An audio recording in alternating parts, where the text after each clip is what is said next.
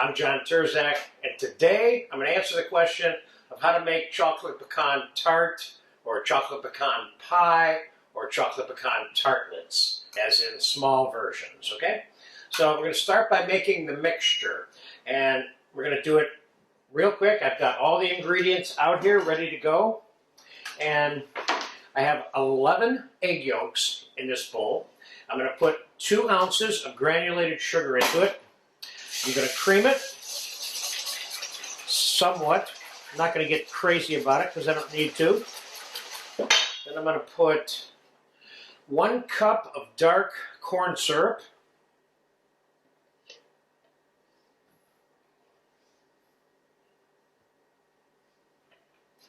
And I am going to put 1 cup of bittersweet chocolate chips, not milk chocolate now. Mix that together. I'm going to put 2 cups of half pecans in here. You can use pecan nuggets or pieces and halves and pieces if you want, but I kind of like using the whole ones when I can. And we're going to put a splash of pure vanilla in here, about a tablespoon. And we're going to put 2 ounces of whole unsalted melted butter in here. And that is the entire mixture for the pecan pie right there. Now we're going to set that aside for a second, and we are going to roll out the dough that's going to go into this tart pan first. A dough that you have a video lesson for the fine lining pastry, or the Pate Foncer Fine, which is what this is. And it's cold. I made this last night. So since the tart is that shaped, I want this part of the shape to roll this out. So let's take this part off. Let's put a little bit of flour on the table here. Push that down a little bit.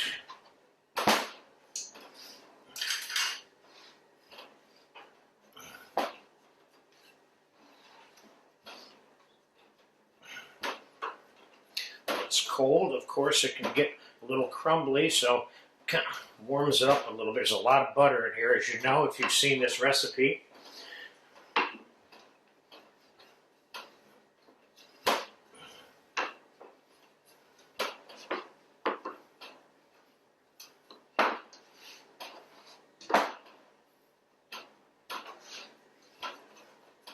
This is one of my favorite tart doughs. It's one of those tart doughs that you can put food into raw and bake it without any par baking of the dough in the shell. And just put a pinch more flour on here to lubricate the table.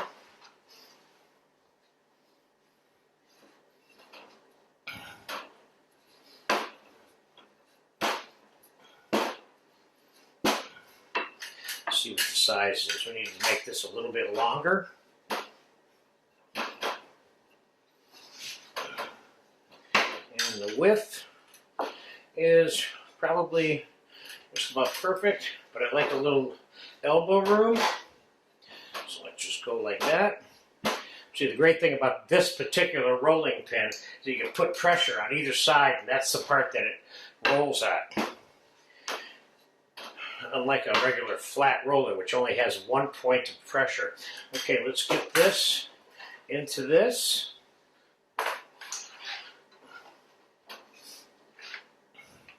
And let's carefully anchor this dough in 2 different steps or stages of anchoring to make sure it's in right. First, we're going to get it into the bottom, not caring what the top looks like yet.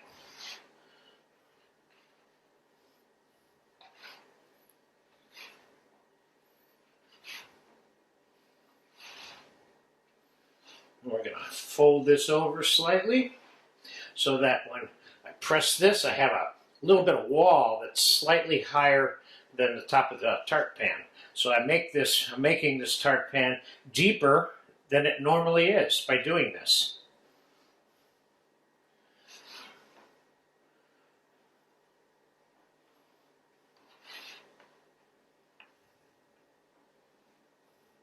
This is one way to anchor dough in a lot of these types of tart pans, these false bottom fluted sided ones especially.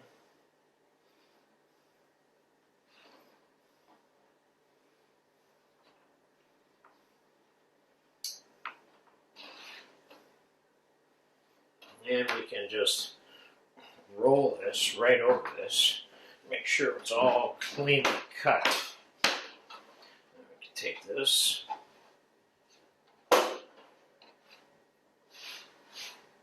This is good dough and absolutely reusable. Now let's make the sides slightly higher, like I said.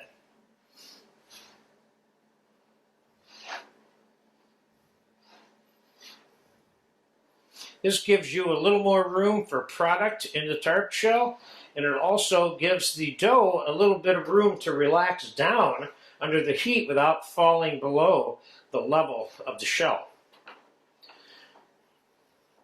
Now normally, if you're not doing this as quickly as I am, you want to refrigerate this shell before you put the filling into it, but I'm done doing it fast enough. It was cold enough when I started, where I don't need to refrigerate it.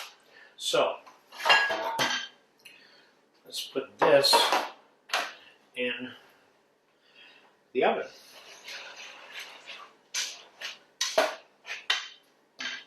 Let's get a ladle for this. So we want this mixture that goes in here to be evenly mixed, because this has a tendency to separate in this bowl. So I'm just mixing it. Now I'm going to quickly ladle it. Look at all those big pecans. I kind of like this over the little pecan pieces, I can tell you that.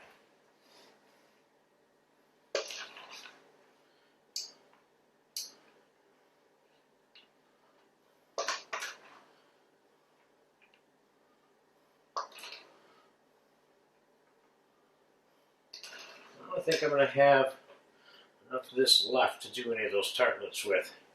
I was going to use a 10-inch round, but I'm not. So we're going to just do this tart.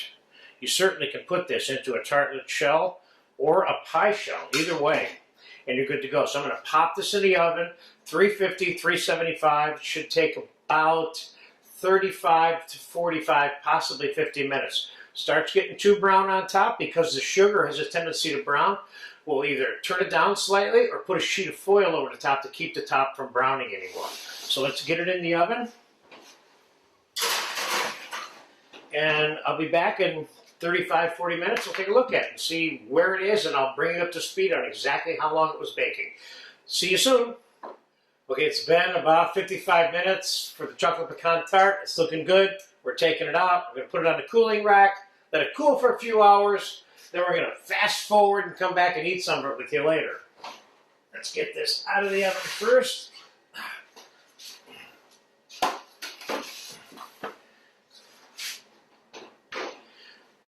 Look at all those nice pecans in there. See, this is nice and firm now. You see? See how the crust is pulling away from the sides of the pan here? I probably shouldn't do this, but you can tell it's pulled away. See how the tart just comes right out of the shell? I don't want to take it out of there quite yet, though, because I want it to cool off first. First, let's get it on this rack.